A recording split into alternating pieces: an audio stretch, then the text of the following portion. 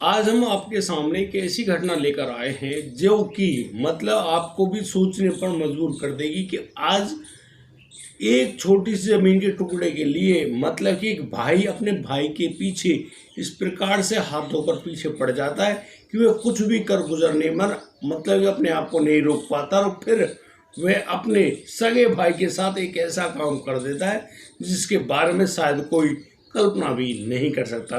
दोस्तों, कहते हैं जड़ जोरू और जमीन के पीछे ना जाने कितने ही लोगों ने अपने अपनी जिंदगी से हाथ धो लिए, लेकिन यहाँ पर बहुत बड़े झगड़े भी हुए, बड़े लठ भी चले, बहुत कुछ हुआ, गोलियां वगैरह वगैरह। लेकिन किस लिए? तो जमीन जायदाद पत्नियों के लिए, और उनको आपको छोड़कर जाना पड़ता है। तो क्या आप मानते हो इस बात को कि ऐसा हो सकता है? लेकिन मैं आज घटना जो आपको बताने वाला हूँ उसमें आप शायद यकीन भी ना कर पाए, लेकिन मैं दावा करता हूँ कि ये जो घटना है ना 100% सत्य है और बिल्कुल मेरे नज़दीक की है। मतलब कि मैं आपको एक एक घटना मतलब बड़े हिसाब से बताने वाला हूँ। आपसे विनती है इस कहानी को आप अंत तक जरूर देखिए और देखिए कि कैसे भाई और भाई की जो रिश्ते हैं ना उनकी गरिमा को समझने के लिए शायद आपके पास इससे अच्छा उदाहरण कोई भी नहीं होगा। और जब इंसान के साथ बुरा वक्त आता है तो इंसान हर जगह से मतलब कि उसको ऐसा लगता है कि बस अब आगे मतलब ज़िंदा रहने की कोई उम्मीद ही नहीं है। दोस्तों, आइए जानते हैं पूरा मामला क्या था, कैसे ऐसे ये घटित हुआ और कैसे एक भाई ने अपने भाई के साथ ऐसा कर दिया जो कि बेहद ही बुरा था। नमस्कार, आदाब से सकाल दोस्तों, स्वागत है आपका हमारी यूट्यूब चैनल किसी क्राइम की। और दोस्तों, मैं उम्मीद करता हूँ आप सब लोग बढ़िया होंगे, बेहतरीन होंगे, अपना और अपने परिवार का बखूबी ख्याल रख रहे होंगे। और दोस्तों, आज का बेहद ही हैरान करने वाला मामला सामने आया है पलवल, हरियाणा से। दोस्तों, पलवल के अंतर्गत आने वाला जो थाना क्षेत्र जिसका नाम होडल है उसके अंतर्गत एक गाँव आता है जिसका नाम माहौली होता है। माहौली गांव के अंदर दो भाई रहते हैं, उनकी एक माँ है और बड़ी ही तसल्ली से उनकी ज़िंदगी चल रही है। अब दोनों भाई शादीशुदा हो जाते हैं और दोनों बिल्कुल न्यारे भी। अब न्यारे, खेत भी, ज़मीन भी, जायदाद सब कुछ अलग अलग हो गया। बड़ी तसल्ली से बड़ा भाई अपनी ज़िंदगी जीता है, छोटा भाई अपनी ज़िंदगी जीता है।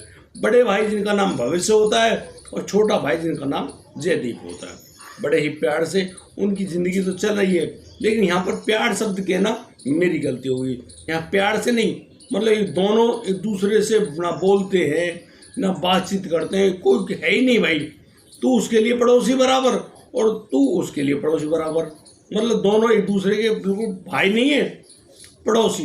कहा जाता है ना कि न्यारा पूत पड़ोसी बराबर। अब न्यारा पूत वाली बात आ गई ना, न्यारा भाई है, पड़ोसी है, कुछ भी कर।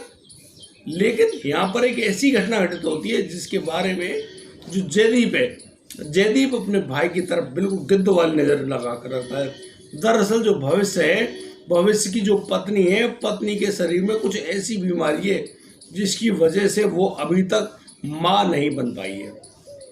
ये बहुत बड़ा किस्सा, यानी कि भविष्य की कोई आस औलाद नहीं है। आस औलाद समझ रहे हो, जो उसके नाम आने वाली जो ज़मीन है, जायदाद है, उसका कोई वारिस ही नहीं है। अब इस बात को लेकर वह जो भाई जयदीप है वो उस पर ऐसी गिद्धवल नज़र लगा कर रखता है, सोचता है कि कब भाई इनका दी एंड हो और वह पूरी ज़मीन का मालिक बन जाए। और दोस्तों, इसी प्रकरण में मतलब वो अपने घर है, अचानक से भविष्य की जो पत्नी है उसकी तबीयत बहुत ज़्यादा खराब होती है। वह अपनी पत्नी का इलाज कराने के लिए हॉस्पिटल का रुख करता है, वहाँ जाता है, अपनी पत्नी का इलाज भी करा रहा होता है, लेकिन दुर्भाग्यवश उसकी पत्नी अब इस दुनिया में मौजूद नहीं रहती है। अब उस भविष्य के ऊपर दुखों का पहाड़ टूट पड़ा कि उसका अपना यानी कि उसकी जो पत्नी थी वो भी नहीं रही, अब वो अकेला रह गया, बड़ा परेशान। अब वो अकेला अनपढ़ आदमी जिसके पास कोई नौकरी नहीं, खेती बाड़ी से अपने परिवार पालता है और उसके पास लाखों रुपए कहाँ से आए, लेकिन लाखों रुपए खर्च हो चुके हैं उसकी पत्नी के इलाज में, पत्नी भी ना रही और वो लाखों रुपए भी ना रहे। अब वो हो जाता है कर्जदार।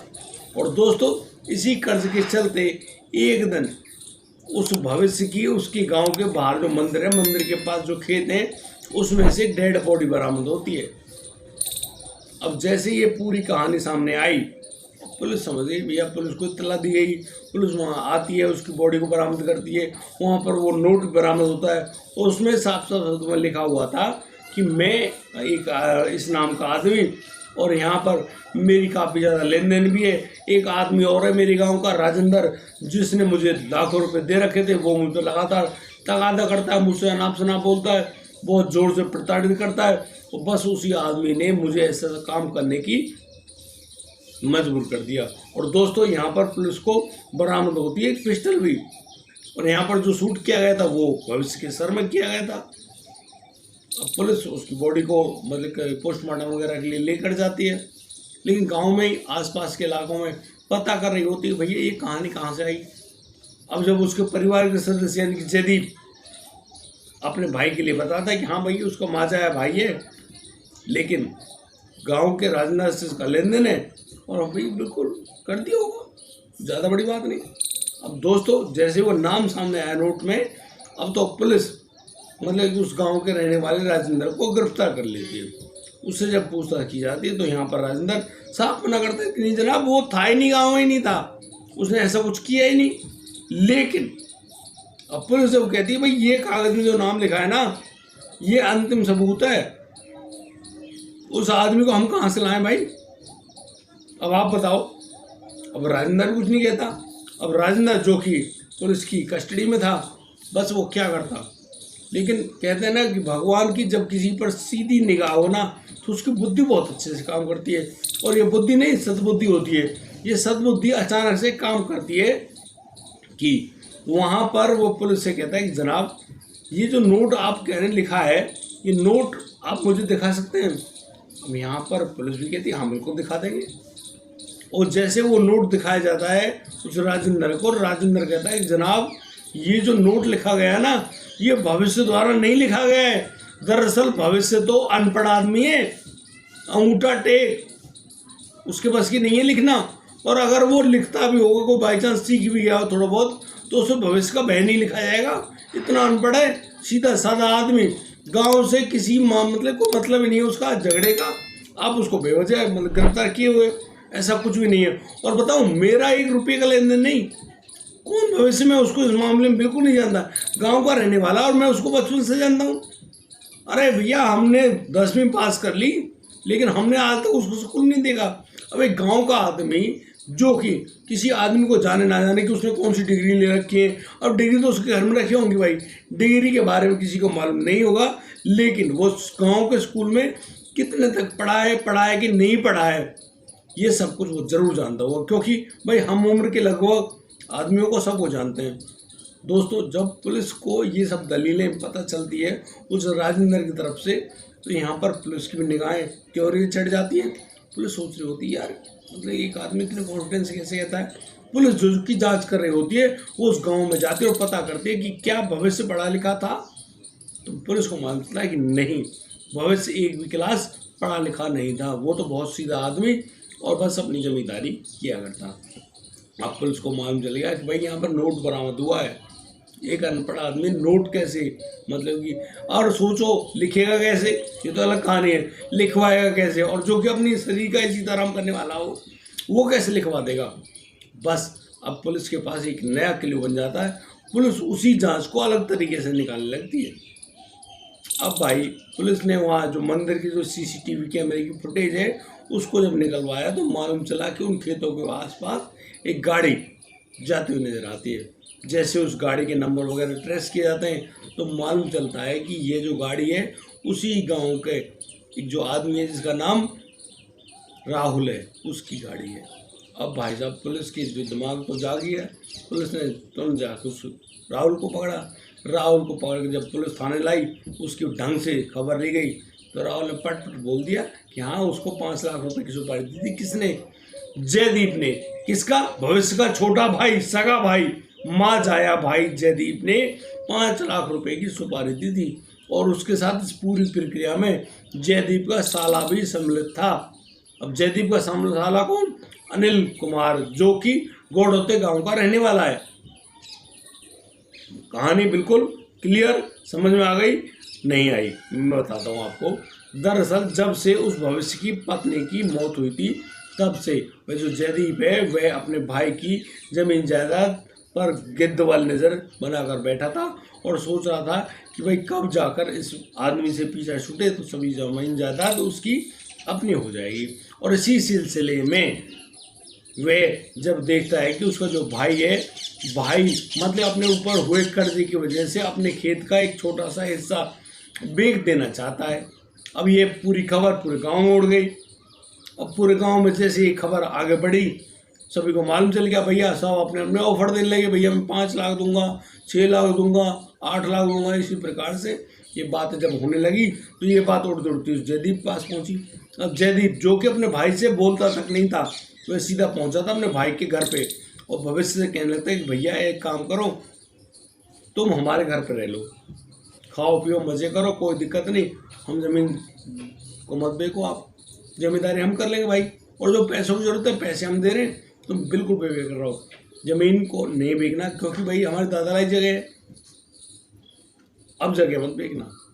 अब ये जो बात है ये उस भविष्य को अच्छे ढंग से समझ में आ रही थी। अब वो भविष्य उससे कहता है कि भाई जब मेरी पत्नी मौत के कगार पर खड़ी थी, मैं ज़्यादा परेशान था, मैंने गांव में हर जगह कर्जा लिया, तब तो तू नहीं आया, आज तू यहाँ पे आया किस लिए? नहीं भाई मैं तेरी बात नहीं मानूंगा, मेरी ज़मीन जायदाद मैं चाहे उसे फूटी कौड़ी के भाव दूँ, किसी को दूँ या ना दूँ, ये मेरा मैटर है, तेरा नहीं। इसलिए तू अपनी कंडीशन अपने पास रख, मुझे मेरा काम करने दे। अब इन बातों को जैसे वह सुनता है, जयदीप को मतलब कि लगता है कि भैया भाई ने उसकी बात नहीं मानी, उसका बड़ा अपमान कर दिया, और इसी बात से मतलब वो इतना ज़्यादा चिढ़ जाता है कि वह अपने भाई को गाली गलौज करता हुआ कहता है कि देख, यदि तूने इस जगह को गांव में किसी को बेचा, जैसे ये मैटर मतलब कि उस आदमी भविष्य के दिमाग में आ गई। अब भविष्य भी यही काम करता है कि भैया अब तो मैं तुझे बेच के दिखाऊंगा। अब यहाँ जब जगह बिकने की बात आती है तो वह किसी को मतलब अपनी जगह वगैरह देने की बात कर चुका होता है, उससे कुछ पैसे भी ले चुका होता है। भविष्य कहता है भाई उससे रोटी वगैरह बनाना सब आता है, वो अपनी ज़िंदगी जी लेगा, उसे किसी के एहसान की कोई ज़रूरत नहीं है। बस इसी मामले में ये बात उस जयदीप को नागवार गुजरती है। पहले तो वह अपने साल अनिल कुमार से कहता है कि भैया ऐसे ऐसी बात है। अब वो उसका साला अनिल अपने जीजा की बात पे राजी हो जाता है, एक तो वो साथी बना, और फिर 5 लाख रुपए में उस राहुल को भी राजी कर लेता है कि भैया वो लोग एक काम ऐसा करेंगे कि अपने भाई की सीताराम कर देंगे और फिर उनकी सारी जमीन जायदाद उनको मिल जाएगी। अब राहुल भी 5 लाख रुपए में तैयार, उसका जो साला वो भी तैयार और जयदीप भी, तीनों लोग ये आने वाली जो 28 मई है, 28 मई को उस आदमी को जब अपने घर पे सो रहा होता है तो ये तीनों लोग वहाँ उस कमरे में जाते हैं जहाँ पर सो रहा होता है भविष्य, उसके मतलब कि शरीर को पकड़ कर लाते हैं, गाड़ी में बिठाते हैं, और यहाँ पर जो अनिल है, अनिल एक अवैध हथियार भी अपने साथ लेकर आता है और मंदिर के पास जो गांव के बाहर है उसके बगल में जाकर बस उसके सर में चला दिया हथियार। भविष्य वही तड़प कर रह गया। लेकिन यहाँ पर जयदीप ने बड़ी होशियारी करी। जयदीप ने एक नोट लिखा, उस नोट में लिख दिया कि भैया मेरी ऐसे ऐसी बात है, इसका जिम्मेदार राजेंद्र है, पूरी कहानी को लिख दिया। लिख देने के बाद बड़ी तसल्ली से वो नोट को वहाँ छोड़कर वहाँ से फरार हो गया। लेकिन राज तो खुलना था ना, राज अब खुल गया। पुलिस ने पहले राहुल को उठाया, राहुल की शनाख्त पे अनिल को उठाया जो कि जयदीप का साला है, लेकिन अभी तक जयदीप पुलिस की गिरफ्त से बाहर है। लेकिन कब तक भाई, बकरे की माँ कब तक खैर मनाएगी, कब तक छुपेगा? बहुत जल्दी ही उस आदमी को गिरफ्तार कर लिया जाएगा और फिर अपने भाई की जान लेने के जुर्म में उसको भी जेल होनी है। अब जिम्मेदारी को कौन करेगा? मतलब भाई अनपढ़ है मान लिया, वो कैसे उस नोट को लिखेगा? दिमाग में जोर लगाया। तुम चाहे कितने बड़े बुद्धिमान क्यों ना बनते हो, लेकिन आप एक ना एक दिन कोई ना कोई ऐसा गलत काम कर देंगे, उसकी वजह से आप पकड़े जाएंगे। तुम कोई स्मार्ट पर्सन नहीं हो भाई साहब, लाखों में एक होगा जो बिल्कुल सूझबूझ कर पूरी प्रक्रिया का अंजाम देगा, तब जाकर वो शायद बच जाए। लेकिन बचना इम्पॉसिबल है क्योंकि आपने बुरा किया है। अच्छा, आप इस कानून से बच गए, सिंपल सी बात है, शायद बच जाए पैसे के दम पे या किसी और तरीके से या साक्ष्यों के अभाव में बच गए, लेकिन भगवान से उनको सब मालूम है। आपको आपके द्वारा किए गए कर्मों का दंड तो भुगतना ही पड़ेगा। आपने चाहे अच्छे किए हों या बुरे कर्म करे हों, हर कर्म का आपको हिसाब देना ही पड़ेगा, क्योंकि ये जो पृथ्वी है ना, ये कर्म लोक है। यहाँ पर कर्मों का भोग भोगना ही पड़ता है। करो। अब जयदीप अपनी जान बचा घूम रहा है, भविष्य इस दुनिया में रहा नहीं, माँ अकेली परेशान, अब ले लो जमीन। तो उसको ये तो लगा था कि भैया भाभी भी सीताराम, भैया भी सीताराम, अब जमीन का कौन मालिक, वही रहेगा। इसीलिए उसने पूरी प्रक्रिया को अंजाम दिया। दोस्तों, इस पूरे घटनाक्रम को सुनाने का उद्देश्य किसी को परेशान करना नहीं है, किसी का दिल दुखाना नहीं है, लेकिन जिस प्रकार से ये घटनाक्रम सामने आए उनसे तो ये लगता है भाई आजकल के संबंधों में, आजकल के रिश्तों में कौन सी आग लग गई है। मतलब भाई भाई की ही खून का प्यासा। यार सोचो तो सही, कुनबा में झगड़े होते हैं, गांव में झगड़े होते हैं, बहुत सो पूरी कहानी होती है। महाभारत तक जैसा हो गया। जमीन जायदाद, एक सुई भर नोक की जमीन नहीं देगा दुर्योधन, लेकिन अब क्या रहा उसके लास्ट में? कुछ भी नहीं, समूल कुनबा ही नष्ट। लास्ट में क्या हुआ? पांडवों की जीत। 5 पांडवों ने पूरी महाभारत की इतनी सारी सेना हरा दी। सोच कर देखो अब जरा, कुछ भी हासिल नहीं होता।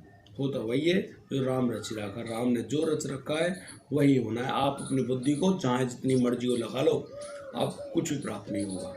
और दोस्तों, आज के लिए सिर्फ इतना ही। अब दीजिए मुझे इजाज़त। मिलता हूँ कल, लाता हूँ एक अनोखा मामला। तब तक लिए आप बड़े रहें, बेहतर रहें, अपना और अपने परिवार का ख्याल रखते रहें, अपने रिश्तों की गरिमा को समझें और उसको भरपूर ढंग से निभाने की पूरी कोशिश करें। और ऐसा कोई भी गलत कार्य करने के बारे में यदि आपके दिमाग में विचार भी आ रहा है तो बिल्कुल ना करें भाई। मैं हाथ जोड़ कर कह रहा हूँ, दिल से दुखी हूँ एक भाई से, भाई के संबंधों को लेकर। जय हिंद, जय भारत।